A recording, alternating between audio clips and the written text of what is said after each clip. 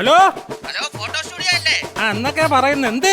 അല്ല, കഴിഞ്ഞ ആഴ്ച എന്റെ മോളുടെ കല്യാണം കവർ ചെയ്യാൻ വന്നത് നിങ്ങളായിരുന്നു. അതെ.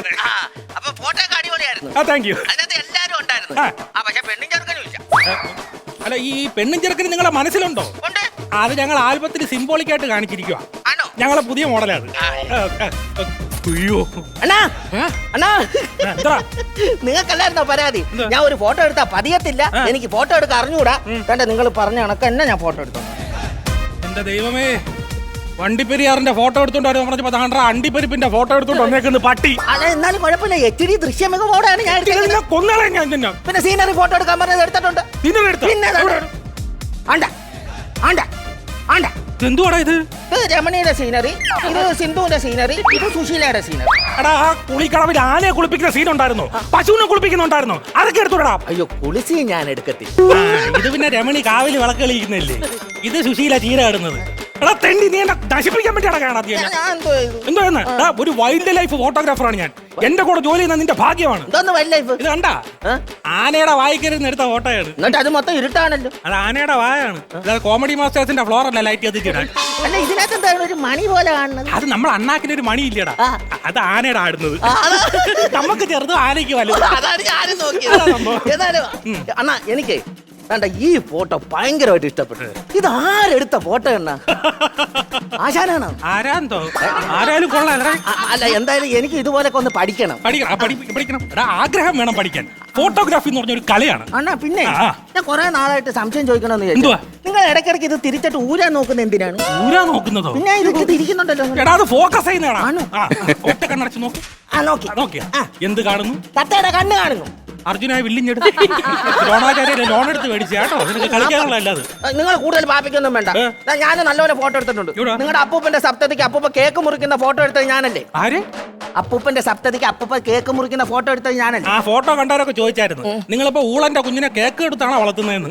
അത് പിന്നെ നിങ്ങളുടെ അപ്പൂപ്പന്റെ മുഖം അതുപോലെ ഇരിക്കുന്നത് എന്റെ കുഴപ്പം. എന്നാലും ക്യാമറ വൈബ്രേറ്റ് ആയെന്ന് പറയരുത്. പറ്റിപ്പോയി. നീ ആ കടയിൽ പോയിട്ട് ബിരിയാണി മേടിച്ചിട്ടുണ്ട്, വിശക്കുന്നു. നിങ്ങൾക്ക് എപ്പോഴും വിശപ്പ് തന്നെ കേട്ടോ. എനിക്ക് എന്താണെന്നോട് ഈയിടെയായിട്ട് തീരെ വിശപ്പില്ല. എന്റെ ദൈവമേ, ഇവന്റെ പെങ്ങളെ കല്യാണത്തിന്റെ അന്ന് തേങ്ങ ഇങ്ങനെ പാല് പിഴിഞ്ഞ തോർത്ത് മോൻ തുടച്ച മധുരം ഉണ്ടെന്ന് പറഞ്ഞ ആ തോർത്ത് തിന്നാ പട്ടി. അവന് വിശപ്പില്ലെന്ന്. അല്ല, ഞാൻ പറഞ്ഞെന്നുള്ളൂ. പിന്നെ നിങ്ങൾ ഈ സർക്കാരുമായിട്ട് കേസ് പറയുന്നത് എന്തിനാണ്? അത് അറിഞ്ഞില്ല. ഇവിടെ ഇപ്പൊ കേരളീയം പരിപാടി നടക്കില്ല.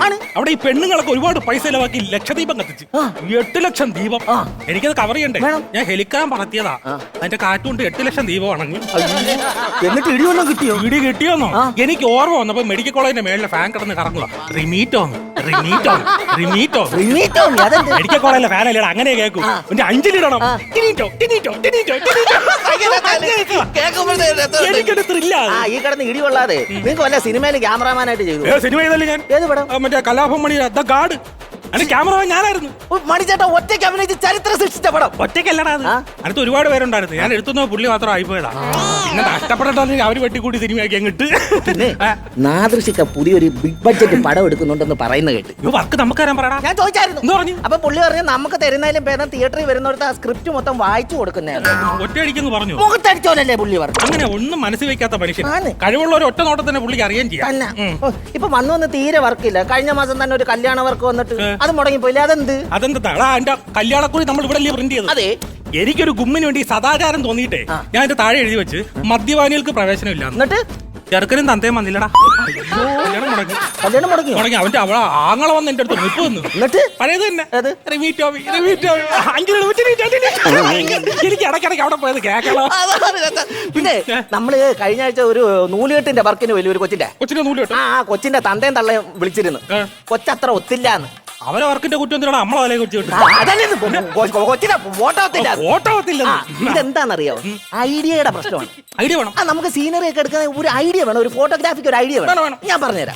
അതായത് ഇപ്പൊ ഒരു 5:30-6 മണി സമയത്ത് സൂര്യൻ കടലിലേക്ക് ഇങ്ങനെ താഴുമ്പോ ഒരു ചുമപ്പ് കളർ ആ കടലിൽ ഇത് ഇങ്ങനെ വെള്ളം ഇങ്ങനെ കിടക്കും. ആ സമയത്ത് കുറെ കറുത്ത കാക്കൾ ഇങ്ങനെ പറന്ന് അതിന്റെ കുറുകെ ഇങ്ങനെ പോകും. ആ സമയത്ത് വെള്ളവടി തുടങ്ങണം.